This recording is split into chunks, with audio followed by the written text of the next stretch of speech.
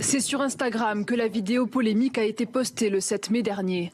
Ayoub Elbé, étudiant en master à la faculté de lettres d'Aix-en-Provence, partage à visage découvert des propos haineux et des menaces à l'encontre d'une professeure. Je vais chercher son arbre généalogique, je vais chercher les blazes et ensuite je vais tous les insulter. À chaque fois que j'envoie un mail, c'est mépris sur mépris. Cette femme n'aime pas les Arabes, cette femme ne s'aime pas elle-même. Elle se déteste, elle se trouve sale, elle se trouve inférieure, connasse, qu'Allah la tue. Elle et ses enfants.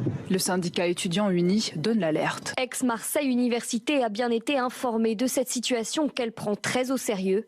Les mesures adaptées à ce type de signalement ont immédiatement été appliquées dès la semaine dernière. Nous continuons de suivre le dossier de près. Le compte Instagram de l'individu a été supprimé, mais des captures écran ont été réalisées, partagées sur X par l'Uni. Déclarations antisémites, glorification du Hamas et propos anti-blancs.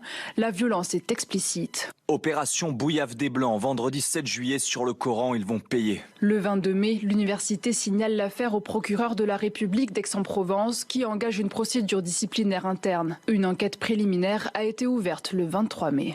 Alors on est en direct avec Yann Selterman qui est responsable de l'Uni à Aix-Marseille. Bonjour, merci d'être en direct avec nous. Tout d'abord, je voudrais savoir, parce qu'il y a quelque chose que j'ai pas bien compris en lisant les articles, est-ce que cet étudiant est toujours dans l'université ou il a été exclu ? Alors, pour être précis, une fois qu'on a avisé l'université de cet individu et des menaces qu'il a proférées, l'université a tout de suite pris certaines mesures, notamment ce qu'on avait demandé, la saisine du procureur de la République, mais également la saisine de la section disciplinaire de l'université afin de réunir un collège qui prendra des sections de fond pour cet étudiant, à savoir qui peuvent aller jusqu'à l'exclusion définitive de l'université, mais également le président de l'université peut également prendre des mesures conservatoires arbitraires qui permettent d'éloigner l'individu et qu'il ne puisse plus rentrer dans l'université. Donc à ce jour, il n'a pas été communiqué, n'ont pas été communiquées les mesures précises, mais le président de l'université nous a assuré qu'il avait fait le nécessaire pour éloigner cet individu et protéger l'enseignante visée. Parce que visiblement le communiqué est assez ambigu qui a été fait de l'université. Le communiqué dit que tout est fait pour qu'ils ne se croisent pas à l'intérieur de l'université. Donc s'ils ne peuvent pas se croiser à l'intérieur de l'université, moi j'en déduis qu'il est toujours là a priori. D'accord. À ce jour, on n'a pas d'informations à ce sujet, mais voilà, les seules informations qu'on peut avoir, c'est ce que nous a dit le président de l'université pour nous rassurer, essentiellement l'enseignante, mais aussi pour indiquer que l'individu ne pourra pas intégrer l'université d'aussitôt qu'il a été éloigné. Des mesures conservatoires ont été prises en ce sens. Mais c'est assez surréaliste quand même le message qu'il profère sur ces vidéos, en toute liberté. Alors visiblement, c'est resté plusieurs jours avant que vous les découvriez, mais sans vous, ça veut dire que ça serait passé totalement inaperçu ? Exactement, et c'est pour ça qu'on a également dans la communication qu'on a adressée au président de l'université, on a également fait la demande d'un audit interne à l'université sur ces sujets de prévention de la radicalisation, mais également pour savoir de quelle manière on peut identifier ces individus, identifier les éléments qui peuvent être postés sur les réseaux sociaux, parce effectivement ça interroge qu'un étudiant qui se présente comme étant en master 2 puisse arriver jusqu'en master 2 de l'université en proférant ce genre de propos sur les réseaux sociaux, allant même jusqu'à menacer de mort une enseignante. Donc voilà, c'est une demande qu'on a adressée à l'université. On espère qu'on sera suivi comme on l'a été pour la saisine du procureur, de faire un audit interne à l'université sur ces sujets de radicalisation. Oui, il menace de mort l'enseignante, il menace de mort ses enfants aussi. C'est pour ça que je disais en commençant que c'était un sujet grave quand même. Et alors, vous êtes allé, le compte Instagram a été fermé, mais vous êtes allé sur ce compte, vous avez fait des captures. Alors je voudrais qu'on en regarde quelques-unes que vous avez publiées sur le compte de l'Uni Marseille. Vous publiez par exemple des captures où il dit Allah Akbar, mort à l'Amérique. On va la voir peut-être. Voilà, mort à l'Amérique, mort à Israël, malédiction sur les Juifs, victoire à l'islam. Glorification des combattants islamistes liés également. Appel à la haine sur le deuxième panneau, à la violence contre l'État français.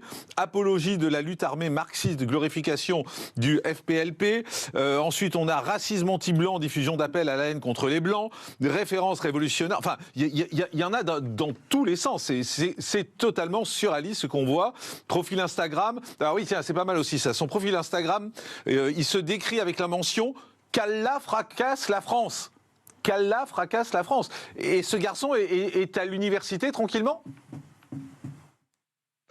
Exactement, comme vous dites, c'est surréaliste. Effectivement, en fouillant un peu sur ces réseaux sociaux, on s'aperçoit que cet individu peut en toute impunité poster ce genre de photos.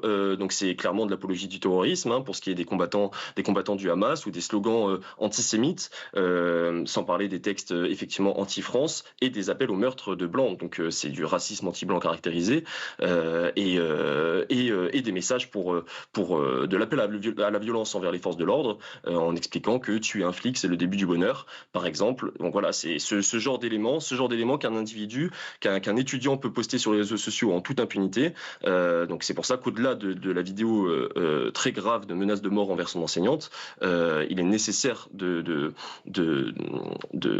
prendre le sujet à la racine et d'étudier dans quelle mesure la radicalisation a une influence à l'université. On l'a très bien vu dans le rapport du ministère de l'Intérieur qui a été dévoilé la semaine dernière. On sait que l'université est une cible pour cette idéologie, pour le frérisme.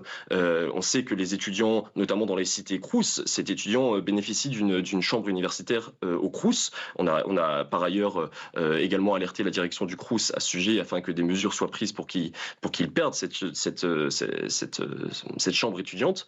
Donc voilà, on a tous les critères de l'entrisme de cette idéologie. Un étudiant isolé dans une chambre Crous sur les réseaux sociaux qui fait passer des messages, anti-France, anti-flics, qui fait passer des messages antisémites, qui fait l'apologie du terrorisme et qui en vient à menacer de mort sa professeure et ses enfants. Dernière petite question, Yann, je ne sais pas si vous avez la réponse, mais c'est un étudiant français, c'est un étudiant étranger en France. Vous savez qui il est ? Alors à ce jour, on n'a pas d'informations plus que cela. On ne sait pas si il bénéficie effectivement de